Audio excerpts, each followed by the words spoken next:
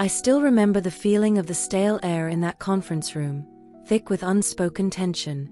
The artificial glow of the overhead lights cast harsh shadows on the polished mahogany table, the same kind of surface where multi-million-dollar decisions were made with a mere flick of a pen.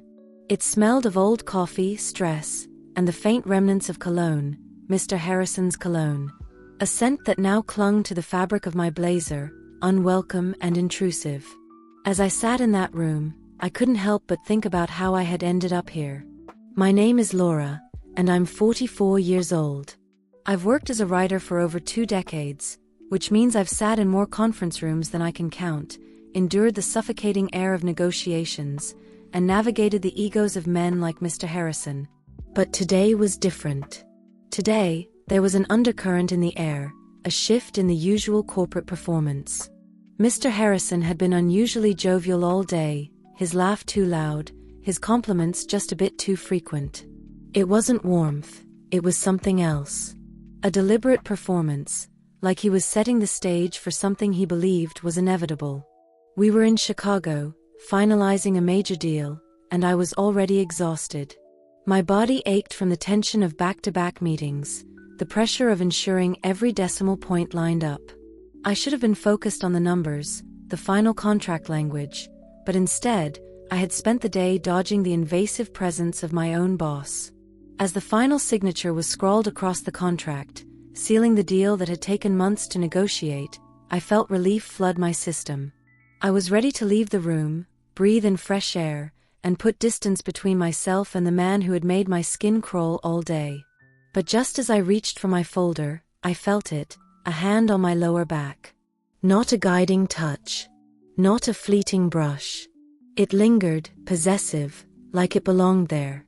My stomach clenched, my breath caught in my throat. My body went rigid as my mind scrambled to process the situation. It wasn't just the physical contact, it was the power play. The quiet message beneath the action, I can do this, and you won't stop me. I moved sharply to his side, forcing his hand to fall away. Mr. Harrison, I said, my voice even but firm, I need to make a few calls. It was an excuse, a way to exit without confrontation. My pulse pounded in my ears, but I refused to let it show. I would not give him the satisfaction of knowing he had rattled me. He chuckled, low and smug. Of course, Laura. Take your time. The condescension in his tone made my skin prickle with irritation. I turned on my heel and left the room, my heels clicking against the marble floor, each step punctuated with the force of my restrained anger. In the lobby, I found a quiet corner and exhaled sharply, pressing a hand against my temple. The encounter replayed in my mind like an intrusive thought I couldn't shake. It wasn't just about the touch. It was about the boundaries he assumed he could cross without consequence. It was about the expectation, the entitlement. This wasn't the first time I had felt the weight of a power imbalance in my career. But something about this, his certainty, his casual claim over my space, made me realize it wouldn't stop here unless I did something about it. I withdrew my phone from my pocket, my fingers hovering over the email app. If I reported it, what would happen? Would it be dismissed as a misunderstanding? Would HR side with him, the CEO, the man who made the company millions? A moment of doubt clawed at me. But then I imagined another woman, maybe younger, less experienced, less willing to push back. Would he do the same to her? Would she freeze, unsure of how to respond? I wasn't just protecting myself. With a deep breath, I typed out a brief but factual account of the incident. I included the details of our hotel reservations, the schedule of our meetings, and the names of those present. And then I hit send. A weight lifted off my shoulders, but it was replaced by something else, a quiet, simmering anger. This wasn't over. I knew that reporting the incident would set off a chain of events, and I was ready to face whatever came next. As I stood up from the corner, smoothing out my blazer, I caught a glimpse of myself in the mirror. My eyes were firmer, my jaw set. I looked like a woman who had finally found her voice, and I was determined to use it. The days that followed were a blur of meetings and emails, as the HR department launched an investigation into my complaint. I was asked to provide more details, to recount the events of that day in Chicago.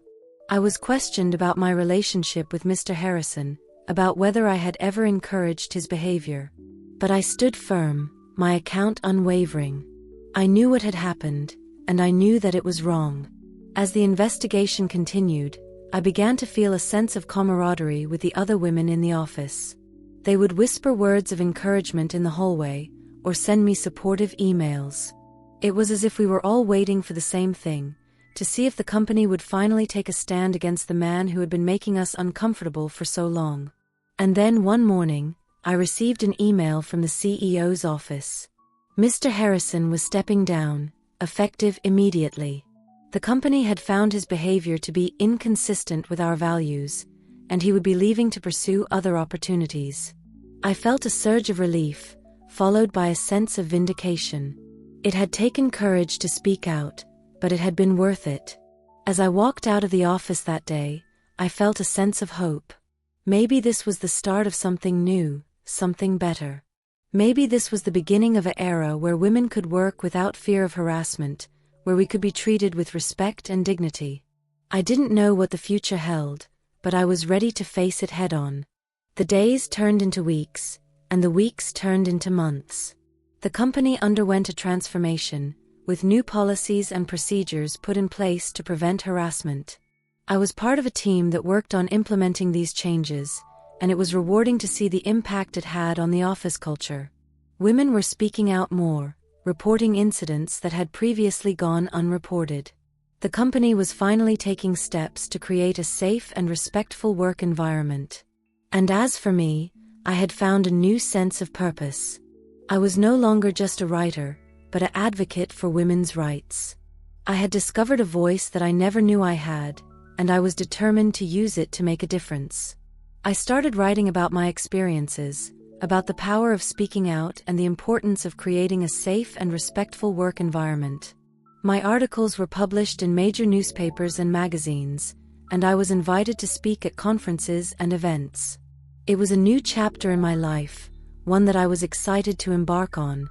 I had faced my fears and spoken out against harassment, and it had changed me in ways I never thought possible. I was stronger, more confident, and more determined than ever before. And as I looked to the future, I knew that I would continue to use my voice to make a difference, to create a world where women could work without fear of harassment, and where we could all be treated with the respect and dignity we deserve.